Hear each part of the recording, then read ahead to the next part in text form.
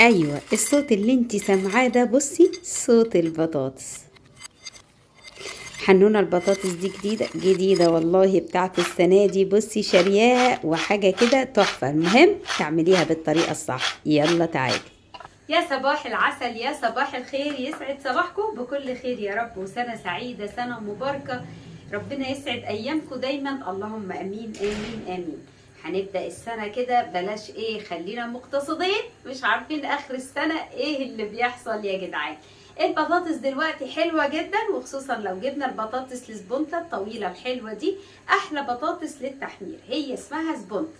اوكي، لو جبنا البطاطس دي ونعمل بيها اصناف، مش لازم كل مره تعمليها صوابع او تعمليها ترنشات او تعمليها صينيه. تعالي نعملها النهارده حاجه حلوه وتفرح ولادنا وتعلميها، عشان وهم بيذاكروا للامتحانات. خلاص احنا بقى في شهر واحد والامتحانات ايه، لبس يا باشا. بالنسبه لي عشان ابني مطلع عيني. المهم تعالي نعمل لهم حاجه يتسلوا بيها كده، وهم ايه تيجي جنب الغدا، تيجي جنب العشاء، ممكن تيجي في الفطار. بس اكتر وقت بيحبوا حاجه تشغلهم كده شويه، نحط لهم حاجات على المكتب وهم بيذاكروا، تبص تلاقيهم بياكلوا. يلا. انا جبت البطاطس اهي من السوق، وكانت البطاطس اللي هي السبونة الطويلة. سويتها وقشرتها زي ما انت شايفة كده. واي حاجة هتطلعيها منها هنعملها بطاطس بوريه، واحلى بطاطس بوريه، عشان ما تقوليش بس بنهطر. والله عملتها بوريه، مش عارفة اقولك عملوها سندوتشات. هتقطعيها اصابع محملة كده، والصباع مكعبات اهي زي ما انت شايفة. اي حاجة زيادة هنسلقها ونعملها بوريه. يلا يا باشا. طيب، البطاطس التانية غليت لها حلة مية على النار. بعد المية ما تغلي حطينا فيها معلقة ملح عشان المكعبات تطلع سليمة ما تتهريش. ونزلت بالمكعبات، هي غلوة واحدة فقط لغير، يعني المية كانت بتغلي فبردت شوية من البطاطس فرجعت غليت تاني.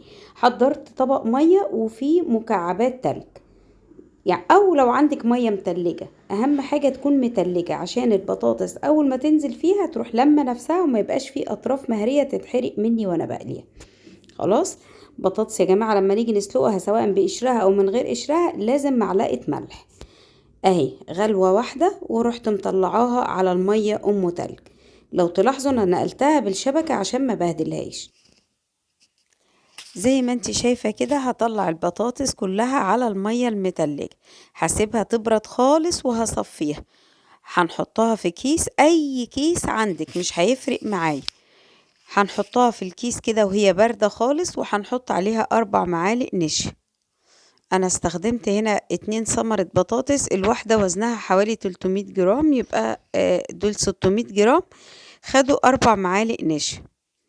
قفلت الكيس كويس كده وعليه هوا، جواه هوا كده، وبدأت ان انا ارجها رج كويس قوي. يعني هز كيس كويس قوي لحد ما تحسي ان البطاطس اتغلفت كلها بالنشا. بصي شكلها بقى عامل ازاي اهي. بس بقت جاهزة معانا.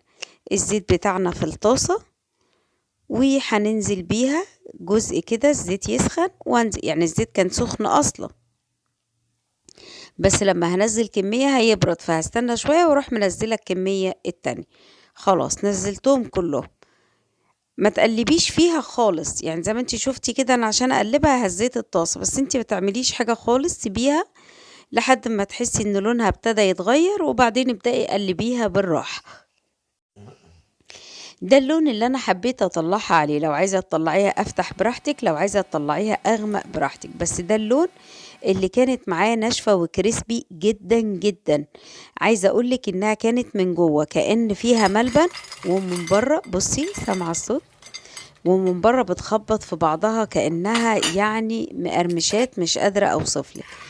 انا اللي اقدر اقولهولك ان انت جربيها وهتعجبك جدا. سهلة سريعة بسيطة وحاجة جديدة. طبعا لما هتقدمي لولادك البطاطس بالطريقة دي هياكلوها جدا. هي البطاطس محدش بيقول لها لا بصراحة يعني، بس مش كل شوية هنحمر بقى صوابع وبتاع، لا نعمل وصفة جديدة بيها.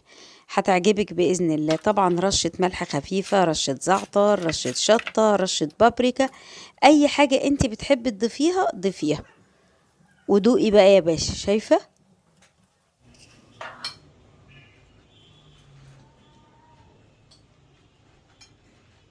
بصي بقى لما تعمليها ما تعمليش بطاطسيه واحده. الله بونبون يا ولاد. ليه بقى؟ سخنه عشان ولادك هيعملوا عليها مشكله، صدقيني والله. اما تعملي اعملي كميه، وهي سهله وبسيطه، حاجه مش متكلفه خالص. يعني لو عملنا نص كيلو بطاطس بطاطس ب15 الكبيره الحلوه.